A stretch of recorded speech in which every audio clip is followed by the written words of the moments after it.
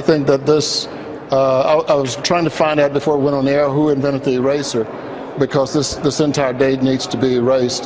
This was a bad idea. All it did was played into the political tribalism that is just destroying this place and this government. All right, Emanuel Cleaver, obviously a member of the Congressional Black Caucus, wants to erase yesterday, wished it never happened. And I don't like the term political tribalism.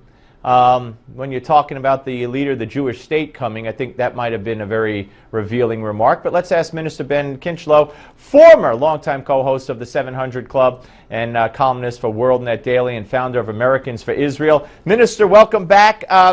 You know, you were one of those urging the Congressional Black Caucus members to show up, but they did not.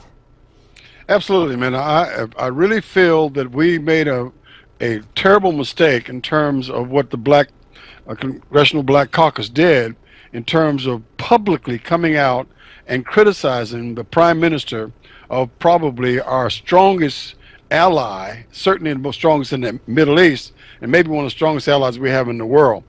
I think that was a strategic and tactical error. Plus, it had some very, I think, bad political ramifications that I would like not to have seen. Right, and what message does it send? What message does it send? Let's start with the African American community. When the overwhelming majority of the handful, you know, even though it was several dozen, in context, so it was a handful of people who didn't show, who would not sit there and listen, were black. Well, you know, I think one of the things that needs to be understood is how the African American community politically is constructed in the United States. You know, first of all, it's hard to convey this truth, but the fact of the matter is African Americans in America hold conservative values. The values that they hold line up with the conservative agenda. However, because they have been brainwashed by the media, they vote liberal or Democrat. So they are conservative at heart, but they vote Democrat.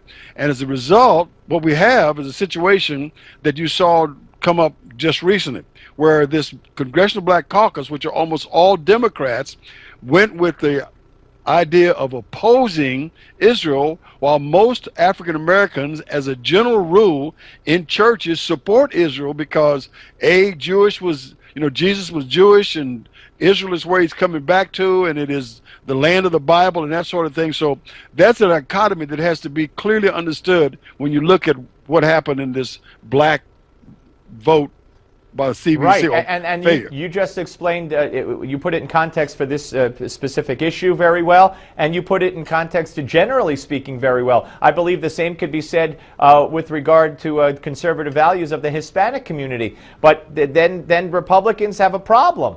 A communications problem. And I've been talking about this with Republicans, about Republicans for decades now. When will you fix this? When will you make African Americans and Latinos or Hispanics realize that their values are more closely aligned to the Republicans and conservatives than the liberals and Democrats? Well, let me ask you that. You're in the media, so let me ask you. How would you do that? Because the media is overwhelmingly liberal and always takes the Democrat liberal position. So let me ask you, how would you do that? How would you convey this information to the Latino and African American? I would take millions of dollars from whether it's the RNC or wherever the money comes from, and there's money out there when it comes to campaigning and getting the message out. And I would go to African American churches. From the day after you lose one election, especially for the presidency, I would be out there hitting almost every African American and Hispanic church in the country over the course of 3 years. It could be done, and stand side by side with the pastor or someone such as yourself and explain and say, did you know this? Did you know that? Who do you think the party is that favors that? And explain it.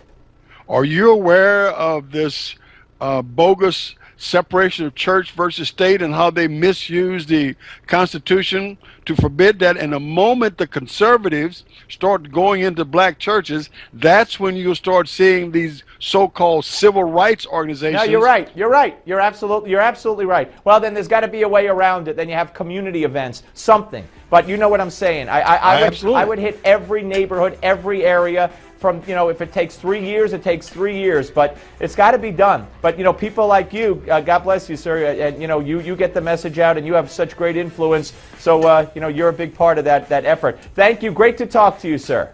Always my privilege. Thank you very much for having me. Minister Ben Kinchlow, ladies and gentlemen. We're coming back with more. Don't go away.